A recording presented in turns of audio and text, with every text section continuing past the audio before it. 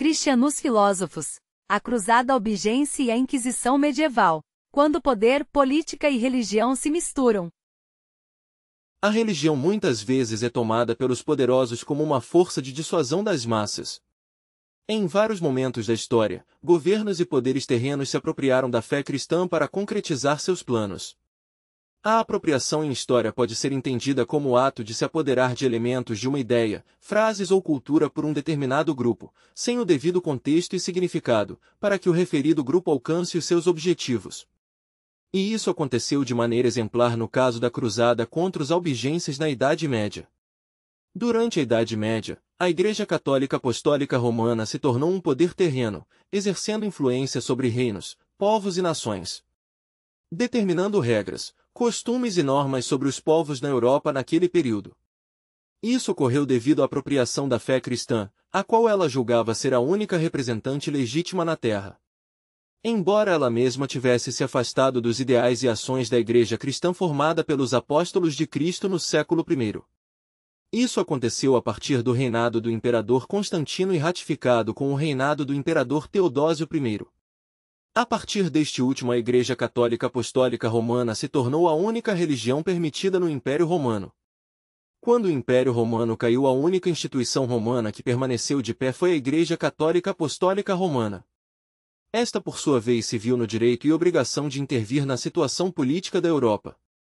Assim, a Igreja Católica saiu de sua atuação na esfera espiritual e passou a atuar secularmente. No século XIII, na cidade de Albi, localizada no sul da França, ao nordeste de Toulouse, no centro de uma região denominada Languedoc, surgiu um grupo com ideias religiosas divergentes da Igreja Católica Romana. Esse grupo religioso se autodenominava como cátaros, ou os puros. Como os cátaros eram originários de Albi, passaram a ser denominados de albigenses. O movimento dos albigenses era dualista, compreendendo o mundo dividido entre dois poderes antagônicos, dois deuses ou entidades espirituais que se opõem, o deus do bem e da espiritualidade, no contraponto, um deus maligno, o diabo, inserido no mundo material e carnal. Para esses hereges, como os nomeou a Igreja Católica, passar pela terra seria uma espécie de purgatório, em que a alma buscava se distanciar da matéria para se libertar da prisão do corpo. O catarismo albigense penetrou entre as massas populares, seja no campo entre os trabalhadores da terra, seja na cidade entre os artesãos e pequenos comerciantes. A principal razão de seu sucesso e expansão inicial foi a postura da Igreja Católica. A Igreja Católica havia enriquecido e ostentava essa riqueza tanto nos suntuosos edifícios quanto na vida cotidiana de seus representantes. Os clérigos não agiam de maneira exemplar. Não guardavam a castidade nem viviam de maneira simples e regrada. Era comum padres terem barrigãs, ou seja, um casamento não permitido ou uma amante, contrariando o celibato obrigatório desde a Reforma Gregoriana, no século XI. Os clérigos viviam em luxo e ostentação, ofendendo os fiéis com a soberba. A Igreja em nada se parecia à Igreja idealizada de Cristo e dos apóstolos. E por os albigenses discordarem e confrontarem seus poderes terrenos, a Igreja Católica Romana organizou uma cruzada para acabar com eles, convocando vários nobres com seus exércitos. Suas ideias e sua negação da hierarquia da Igreja Católica Romana tornaram seus seguidores alvo de uma cruzada entre 1209 e 1212. Um episódio interessante dessa cruzada está o que ocorreu na cidade de Béziers. Diante da cidade de Béziers, na qual viviam misturados albigenses e católicos, a nobreza questiona o legado papal, o abade de Cito, sobre a postura a ser adotada quando penetrassem na cidade.